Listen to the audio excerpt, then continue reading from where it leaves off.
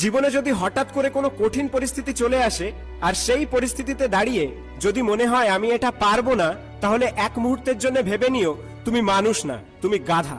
কারণ মানুষ পারে না এমন কোনো জিনিস নেই, আর তোমার ডিকশনারিতে পারবো না বলে কোনো শব্দই নেই। হ্যাঁ, তুমি সেই ব্যক্তি যে কোনোদিন হার স্বীকার করতে আসেনি। তুমি সেই ব্যক্তি যে যে কোনো যন্ত্রণা সয়ে নিতে প্রস্তুত। আরে হ্যাঁ, তুমি সেই ব্যক্তি যে একাই 100।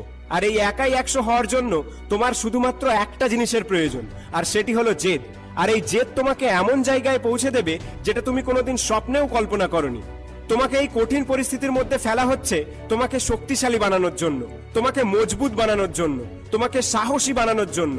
তাই যতবার পড়বে ততবার উঠে দাঁড়াও, যতবার হারবে ততবার ঘুরে দাঁড়াও। তুমি একাই যথেষ্ট সমস্ত অসম্ভবকে সম্ভব করে তোলার জন্য। শুধু একবার বলো আমি পারবো। তাই যতই কঠিন হোক, যতই বিপদ আসুক না কেন, আমি পারবো। আর যখন তুমি এরকম কঠিন কাজকে সম্ভব করে তুলতে পারবে, তখন তোমার কাছে আর কোনো কিছু অসম্ভব বলে মনে হবে না। তখন তোমার মনে হবে আমি এটা পারবো, আমি ওটা পারবো, হ্যাঁ আমি সব পারবো। সত্যি তুমি সব পারবে, সব। শুধু নিজের জেদ আর আত্মবিশ্বাসটাকে ঠিক রাখো, নিজের লক্ষ্যকে স্থির রাখো। হ্যাঁ, এই পৃথিবী তোমাকে একরকম বানাতে চাইছে আর তুমি হতে চাইছো আর একরকম। তাই সবকিছু এত কঠিন লাগছে।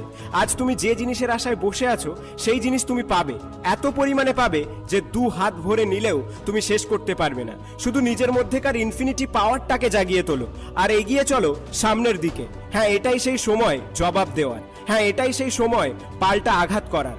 এতদিন যারা তোমাকে তুচ্ছ ভেবেছে, তোমাকে নিয়ে ঠাট্টা করেছে, আজ তাদেরকে ভুল প্রমাণিত করে পাল্টা জবাব দেওয়ার সময় এসেছে।